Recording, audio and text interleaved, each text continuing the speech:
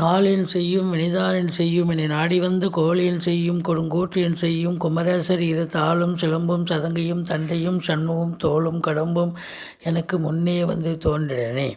உலகமெங்கும் வாழ்ந்து கொண்டிருக்கும் ஸ்ரீ குபேரன் டிவி நேயர்களுக்கு சைதை ராஜாவின் அன்பான வணக்கங்கள். நாம் இப்பொழுது ஜூலை மாத பலன்களை சொல்ல இருக்கிறோம். ஜூலை மாதம் மொத்தம் 31 நாட்கள் உள்ளடக்கியது. ஆடி 17ஆம் தேதி முதல் ஆடி 15ஆம் தேதி வரை. நாம் வாக்கிய பஞ்சாங்க அடிப்படையில் பலன்களை சொல்லி வருவதால் கிரக நிலைகளை, இந்த ஜூலை மாதத்தில் உண்டான கிரக நிலைகளை இப்பொழுது காண்போம். புதன் ராகு ரிஷபத்தில், சூரியன் மிதுனத்தில், செவ்வாய் சுக்கிரன் கடகத்தில், கேது பகவான் விருச்சிகத்தில், சனி பகவான் மகரத்தில், குரு பகவான் கும்பத்தில், சந்திர பகவான் மீனத்தில் இருக்கிறார்கள். கிரக மாறுதல்கள் என்பது உட்பட்டதுங்க. 2/7/2021 காலை 8:16 மணிக்கு புத பகவான் மிதுனம் சென்று பலனை தர இருக்கிறார். 18/7/2021 பகல் 11:19 அளவில் சுக்கிர பகவான் சிம்மம் சென்று பலனை தர இருக்கிறார். புத பகவான் 19/7/2021 இரவு 4:52க்கு கடகம் சென்று பலனை தர இருக்கிறார். செவ்வாய் பகவான் 21/7/2021 அதிகாலை 5:58க்கு சிம்மம் சென்று பலனை தர இருக்கிறார். இது கிரகங்களுடைய மாறுதல்கள். இந்த மாதம் முக்கியமான நாட்கள் அப்படின்னு பார்த்தீங்கன்னா, ஜூலை 5ஆம் தேதி கிருத்திகை நட்சத்திரம். கிருத்திகை முருகப்பெருமானை வணங்கக்கூடிய ஒரு நாள். ஜூலை 9 சர்வ அமாவாசை. உங்களுக்கு முதியவர்களுக்கு, அதாவது இறந்த முன்னோர்களுக்கு நாம் படையலிட்டு, அதாவது திதி செய்யக்கூடிய ஒரு அற்புதமான ஒரு நாள். ஜூலை 20 ஏகாதசி. பெருமாளை சேவித்தால் பெரிய புண்ணியம் கிடைக்கும். ஜூலை 23 பௌர்ணமி திதி வருகிறது. இப்போது இந்த 12 ராசிகளுக்கும் இந்த ஜூலை மாத கிரகங்கள் என்ன பலன்களை வழங்க இருக்கிறது என்பதை நாம் விரிவாக பார்க்க இருக்கிறோம். இப்பொழுது மகர ராசியை நாம் பார்க்க இருக்கிறோம். மகர ராசி காலபுருஷ தத்துவப்படி 10வது ராசி. இந்த ராசி அதிபதி சனி பகவான் அங்கே தான் இருக்கார். ஆனால் வக்ர நிலையில் இருக்கிறார். உத்திராடம் திருவோணம் அவிட்டம் நட்சத்திரம் உள்ளடக்கியது. இந்த ராசி அதிபதி, அதாவது இந்த மாத கிரகங்கள், ஜூலை மாத கிரகங்கள் இந்த மகர ராசிக்கு எந்தவித பலன்களை தரப்போகிறது என்பதை நாம் பார்க்க இருக்கிறோம். இதில் ராசி அதிபதி வக்ரமாயிட்டார். அடுத்தது உங்களுக்கு 12க்கும் 3க்கும் உடையவன் வக்ரமாக, 2ல் வக்ரமாக இருக்கிறது. அது ஒரு ப்ளஸ் பாயிண்ட்டு தான் உங்களுக்கு ஆக்சுவலாக. இருந்த போதிலும் உங்களுக்கு ராசியில் சனி பகவான் வக்ரம் என்பது ஒரு பின்னடைவுன்னே சொல்லலாம். இது வரைக்கும் உங்களுக்கு எல்லாத்துலேயும் ஒரு தன்னம்பிக்கை இருந்துச்சு, எதையும் சாதிக்க முடியும், ஜெயிக்க முடியும் அப்படிங்கிற ஒரு வில் பவர் இருந்துச்சு. இப்போ வக்ரம் பெற்றதால் இயல்பாகவே உங்களுக்கு பார்த்தா இது நம்மளால் செய்ய முடியுமோ முடியாதோ அப்படிங்கிற, ஏற்கனவே நீங்கள் உழைப்பதற்கு அஞ்ச மாட்டீங்க. ஒரு காரியத்தை எடுத்துட்டிங்கன்னா கண்டிப்பாக உங்கள் அளவுக்கு உழைக்க யாராலையும் முடியாது. ஆனால் உங்களுக்கே இப்போ வந்து ஒரு சந்தேகத்தை ஏற்படுத்த ஆரம்பிச்சிருச்சு. காரணம் இல்லாமல் காரியம் இல்லை. கிரகம் சனி வக்ரமாக இருந்தால் அவங்களுக்கு ஆட்டோமேட்டிக்காக மனசில் அப்படி ஒரு எண்ணம் உருவாகும். ஆனால் எது எப்படி இருந்த போதிலும் கௌரவம், புகழ், அந்தஸ்து, செல்வம், செல்வாக்கு இது கண்டிப்பாக குறைவதற்கு வாய்ப்புகள் இல்லை. 2ஆம் இடத்தில் குரு பகவான் இருக்கிறது ஒரு சந்தோஷத்தை தரக்கூடிய ஒரு அமைப்பு. பண வருவாய், ஓரளவுக்கு போதிய பண வருவாய் கண்டிப்பாக கிடைக்கக்கூடிய ஒரு காலகட்டம்.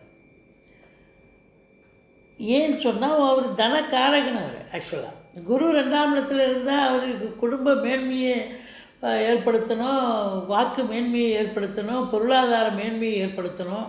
பட் இருந்தாலும் அவர் வக்ரம் பெற்று இருந்தாலும் அவர் உங்களுக்கு 12க்கும் 3க்கும் உடையவர். அப்போ நல்லதே செய்வார். குடும்ப மேன்மை இருக்கிறது. உங்கள் வாக்குக்கு செல்வாக்கு கண்டிப்பாக கிடைக்கும். குடும்பத்தில் மட்டும் இல்லை, நீங்கள் வேலை பார்க்குற இடத்துலையும் உங்களுக்கு பேரு புகழ், உங்களுக்கு செல்வாக்கு நிச்சயமாக இருக்குது. பணவரவு, போதிய பணவரவு இருந்த போதிலும் கொடுக்கல் வாங்கல் மட்டும் வச்சுக்காதீங்க. செலவு பண்ணுறதை கொஞ்சம் சிக்கனமாக செலவு பண்ணுங்க. அதுலேயும் இந்த தொழில் பண்ணுறேன்னு சொல்லிட்டு இந்த பார்த்தீங்கன்னு சொன்னால், இப்போ நம்ம மகர ராசியை சொல்லிகிட்ருக்கோம். மகர ராசிக்கு 10ஆம் வீட்டை குரு பார்க்குறார். இயல்பாகவே உங்களுக்கு தொழிலை மாற்றி அமைக்கலாம். அந்த தொழில் வேண்டாம், சரியான ஒரு இன்கம் கிடைக்கல, வேறு தொழிலை செய்யலாம் அப்படின்னு சொல்லிட்டு உங்களுக்கு ஒரு நினைவு, ஒரு நோக்கம் வந்துடும். இன்னுமே வேறு தொழில் பண்ணலாங்க அப்படின்னா அந்த தொழிலில் நம்ம கடன் உதவி பட்டு கொஞ்சம் விரிவாக்கம் பண்ணலாம், பெருசாக பண்ணலாம் அப்படிங்கிற எண்ணமும் இயல்பாகவே வர துவங்கும். இருந்தாலும் உங்கள்கிட்ட கொடுக்கல் வாங்கல், அதாவது உங்கள்கிட்ட ஒரு நிதி நிலைமை யாருக்குமே பற்றாக்குறையாக தான் இருக்கும். இருந்தாலும் நீங்கள் அதில் ஒரு 10% ஒதுக்கி வச்சுட்டு மீதி இருக்கிறத நீங்கள் தொழிலுக்கு பயன்படுத்துங்கள். அது உங்களுக்கு காப்பு, அதாவது தற்காப்பாக இருக்கக்கூடிய ஒரு அமைப்பு நிச்சயமாக வருங்க. அடுத்தது உங்களுக்கு 3ஆம் இடத்தில் குரு, அதாவது 3ஆம் இடத்து அதிபதி 2ல் இருக்கிறதால உங்களுக்கு என்ன அப்படின்னாக்கா, ஓரளவுக்கு உங்களுக்கு செல்வாக்கு பெருக்கக்கூடிய ஒரு காலகட்டம் வந்தாச்சு அப்படின்னே சொல்லலாம். 3ஆம் இடத்தை சனி பகவான் வேறு பார்க்குறாரு. இளைய சகோதரத்துக்கும் உங்களுக்கும் கருத்து வேறுபாடு வரும். இந்த பிபிஓ சாஃப்ட்வேர், அது மாதிரி சாஃப்ட்வேர் டிபார்ட்மெண்ட்டில் வேலை பார்க்குறவங்களுக்கு கொஞ்சம் எச்சரிக்கையாக வேலை பார்க்கணும்.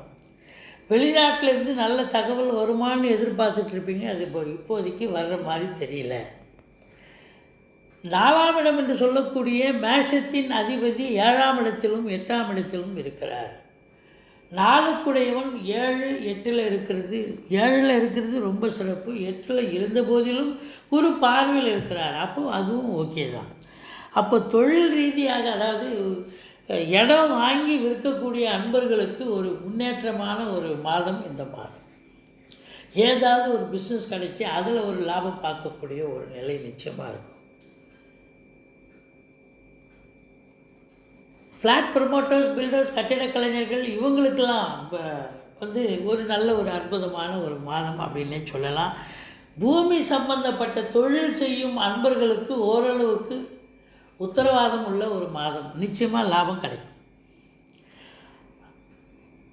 தாயினுடைய தேக ஆரோக்கியம் சிறப்பாக இருக்கும். வண்டி வாகனங்கள் ஆதாயத்தை தரக்கூடிய ஒரு மாதம். அதிலே குறிப்பாக அசையா சொத்துக்கள் வைத்திருப்பவர்களுக்கு அதனால் வருமானம் பெருகக்கூடிய ஒரு நிலை. அடுத்தது 5ஆம் இடம். 5ஆம் இடத்தில் ராகு பகவான் இருக்கிறார். பிள்ளைகளுக்கும் உங்களுக்கும் கருத்து வேறுபாடு வரும்.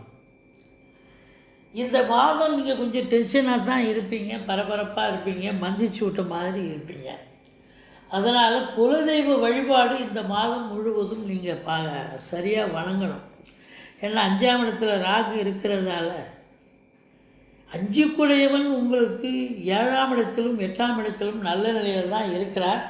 இருந்த போதிலும் குலதெய்வ வழிபாடு உங்களுக்கு தலைக்கு வரைத்து தலைப்பாயோட போகக்கூடிய ஒரு அமைப்பு இருக்குங்க. பூர்வீக சொத்தில் ஏதாவது பிரச்சனை வரலாம், இல்லை உங்களுடைய பிள்ளைகள் கண்காணித்து வளர்க்க வேண்டும் அப்படின்னு நம்ம சொல்கிறாங்க. மொத்தத்தில் ரிஷிகள், முனிகள், குருமார்களுடைய ஆசீர்வாதம், வீட்டில் உள்ள பெரியவருடைய ஆசீர்வாதம் பெற்று சென்று வாருங்கள். தலைக்கு வரது தலைப்பாயோட போகக்கூடிய ஒரு அமைப்பு. 6ஆம் இடத்தை குரு பார்க்கிறார். இது மாபெரும் சிறப்பு. அதில் 6ல் சூரியன் 15 நாள் இருக்கார். 6க்குடையவன் புதன் 20 நாள் அங்கிருந்து குரு பார்வையில் இருக்கிறார்.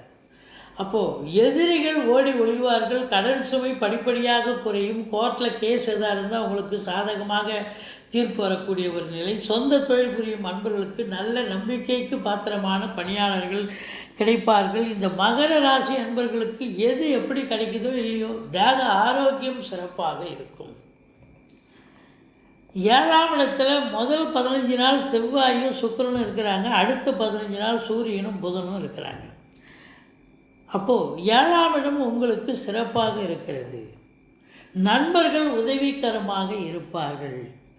அரசாங்கத்தால் அனுகூலம், தந்தையால் அனுகூலம், பெண்களால் ஆதாயம், சகோதரர்களால் ஆதாயம், தாய்மாமனால் அனுகூலம் நிச்சயமாக இருக்குங்க. கணவன் மனைவி பரஸ்பர ஒற்றுமை, சந்தோஷம், குதூகலம் நிச்சயமாக இருக்குங்க. அதில் ஒன்றும் குறைபாடு இல்லை. 8ஆம் வீட்டை குரு பார்க்கிறார். வரா கடன்கள் வசூலாகக்கூடிய ஒரு நிலை. இன்சூரன்ஸ் பணம் கிளைம் ஆகி கைக்கு வரக்கூடிய ஒரு காலகட்டம் ஒரு சிலருக்கு அமைகிறது. 7ஆம் இடத்துக்கு 2ஆம் இடம் 8ஆம் இடமாக வருவதால் அங்கே சுக்கிரன் இருந்து குரு பார்க்குறதாலையும் உங்களுடைய வாழ்க்கை துணை வேலை பார்க்குறவங்களா இருந்தால் அங்கே அவங்களுக்கு ப்ரமோஷன், இன்க்ரிமெண்ட் கிடைச்சி அதனால் பொருளாதார வரவு பெற்று சந்தோஷம் அடையக்கூடிய விதம் ஒரு விதம்.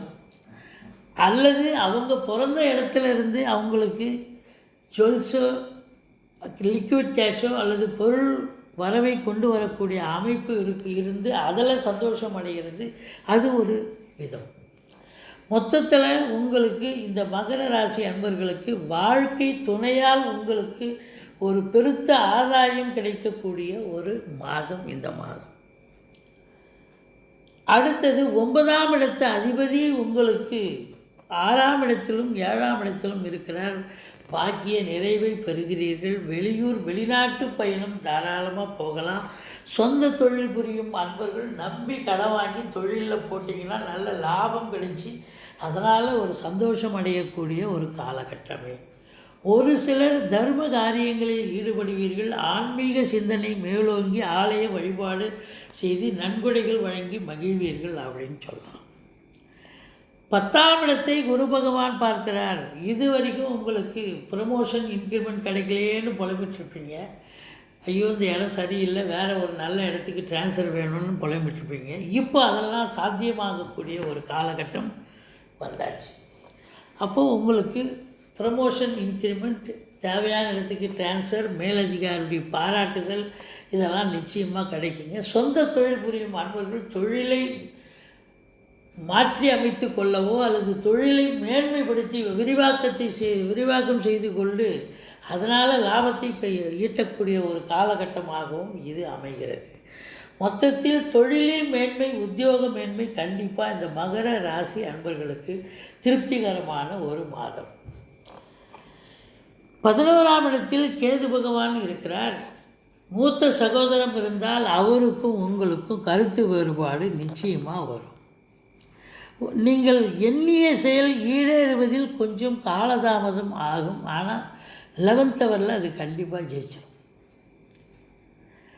12ஆம் வீட்டு அதிபதி 2ஆம் வீட்டில் இருக்கிறார். செலவினங்கள் ஏற்படக்கூடிய ஒரு மாதம். சுப செலவுகள் கண்டிப்பாக இருக்கும். சுப செலவுகள் என்பது பிள்ளைகளுக்கு கல்விக்கான செலவு, வண்டி வாகனங்கள் வாங்குவது, வீட்டுக்கு செலவு செய்கிறது, இடம் வாங்கிறது, பூமி வாங்கிறது, இது எல்லாமே சுப செலவு தான். திருமணத்துக்காக செலவு பண்ணுறது பிள்ளைகளுக்கு. ஆக சுப செலவுகள் காத்திருக்கிறது என்று சொல்லலாம். இந்த மகர ராசி அன்பர்களுக்கு 12, 13, 14 ஆகிய தேதிகள் சந்திராசிரம தினங்கள் வர இருப்பதால் மிகுந்த எச்சரிக்கையோடு இருங்கள். வண்டி வாகனங்களில் செல்லாதீர்கள். கூடிய மட்டும் பேசுவதை குறைத்து கொள்ளுங்கள். பாதி பிரச்சனை அதிலே சால்வ் ஆகிடும். நீங்கள் வணங்க வேண்டிய தெய்வம் ஈஸ்வரனை வழிபாடு செய்யுங்கள்.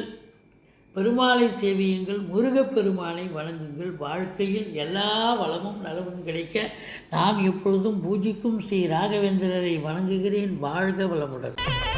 ஸ்ரீ குபேரன் டிவியை பார்த்தமைக்கு நன்றிகள். மேலும் இது போன்ற தகவல்களை தெரிந்து கொள்ள ஸ்ரீ குபேரன் டிவியை சப்ஸ்கிரைப் செய்யுங்கள். மறக்காமல் பெல் ஐக்கானை கிளிக் செய்யுங்கள்.